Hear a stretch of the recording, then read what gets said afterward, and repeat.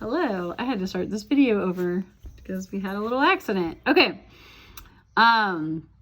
today we're going to talk about the arithmetic series. So hopefully your homework went well. One thing is, if you could turn that in on time, that would be very helpful to me about being able to post the homework keys. I know that this has not been ideal, but we are almost there. We're in the home stretch, and I would love to show you some information that I think will be important for your coursework next year. So keep working for me if you can. So this is now talking series. We're going to talk about a sum. So arithmetic, remember yesterday we learned that an arithmetic sequence has a common difference. So you want to make sure you remember that.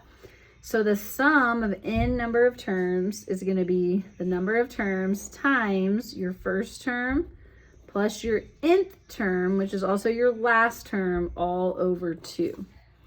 So let's label this sum of a certain number of terms. Okay, this is your number of terms. This is your first term, and this is your last or nth term. Okay, so given this series, now the way you know it's arithmetic, again, you do 18 minus 20, and that's -2, 16 minus 18, -2, 14 minus 16, -2.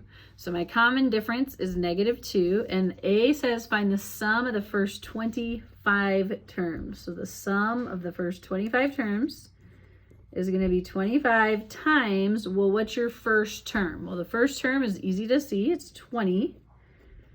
Well, my last term, what's my last term going to be? This right here is going to be the 25th term.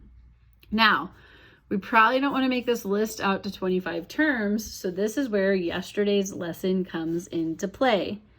Remember the write a rule? My nth term is a sub 1 plus n minus 1 times d. So I can find my 25th term over here. So it'll be 20 plus 25 minus 1 all times -2. So my 25th term is going to be 20 plus 24 times -2.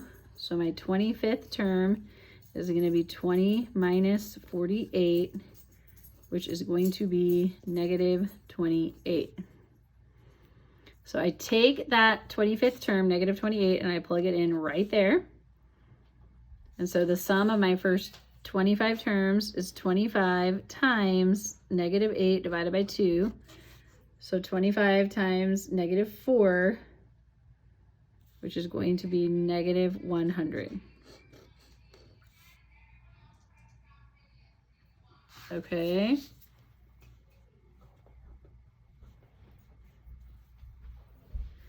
Okay. And then this last one, if I was on the board right now, I would put a big star by it. Okay, this is going to be hard. This says find n such that the sum of an n number of terms is negative 760. This one is completely different than A. On A, they said find the sum. On B, they're giving us a sum and they're asking us to find n. So let's kind of look at this. So in this formula, n is the only variable we're allowed to have. Okay, so we know the sum is -760.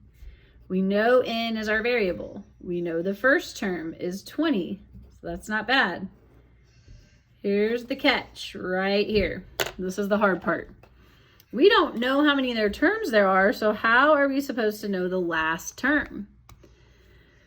So again, we're going to go to this rule, a sub n is a sub 1 plus n minus 1 times d, and I think we can get this down to be able to substitute in this side where we only have n. So a sub n is the same as 20 plus n minus 1 times -2. So a sub n is 20 plus -2n plus 2. So a sub n is -2n plus 22. Okay, so this is where it's going to be substitution. We're going to take out the a sub n, we're going to take that out, and we're going to replace it with what it's equivalent to, negative 2n plus 22. Now, you might need to kind of rewind that to kind of look at that again. But remember, when you're solving an equation, you can only have one variable. So we have negative 760 equals n times negative 2n plus 42, all divided by 2. Now here you have two options. You can multiply the whole thing by 2, or this is divisible by 2. So I'm just going to go ahead and put the 2 into both of those. So n times negative 1n plus 21. So we get negative 760 is negative n squared plus 21n. If you notice, this is a quadratic. So we want to get this into standard form. So I'm going to move the n squared and the 21n over to the left side because we want that n squared to be positive. So n squared minus 21n plus 760 equals 0. Now, quadratics, you have options. You can factor this. This probably is not the easiest thing in the world to factor. So your other option is to just use quadratic formula. That's going to be my guess. We're looking for the positive number because we're looking for an amount of terms. So if I just do x equals opposite b plus or minus square root b squared minus 4 times a times c all over 2 times a, this might be the quickest way to come up with our number. So it's going to be 21 plus or minus the square root of, see, I had a calculator right here. Where'd it go? Here it is. So I'm going to do negative 21 squared, and that's going to be 441 minus 4 times 1 times 760.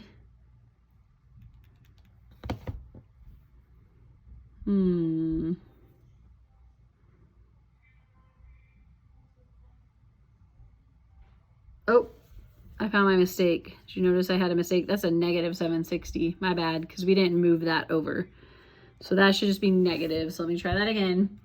So negative 21 squared, so that's your 441. Okay, so it's going to end up being plus 4 times 760 because the negative times the negative is a positive. So that's 3481. And we take the square root of that and we get 59. So this is 3481 all over 2, which gives me 21 plus or minus 59 over 2. And since I'm looking for a positive amount of terms, I don't have to worry about the 21 minus 59. So I'm just going to do 21 plus 59 divided by 2. And that's going to give me 40. So 40 terms, 40 terms would give me the sum of negative 760. I know that's kind of a lot for one problem. The biggest catch is going to be this a sub n. You're going to have to go out here, use the rule, and then substitute into that spot, okay, with an expression that has an n in it. Okay, I hope this helps. Oh, there was one more I wanted to show you before I assign it, okay? So this kind of goes back to write the rule. I did not assign these yesterday because I was worried, obviously, that we might not be able to figure those out. So I was like, okay, I'll just wait and show them one. So I'm going to do number 33. And this just goes back to write the rule, okay? So, but what they give us here is they give us the 5th term is 17 and the 15th term is 77, okay?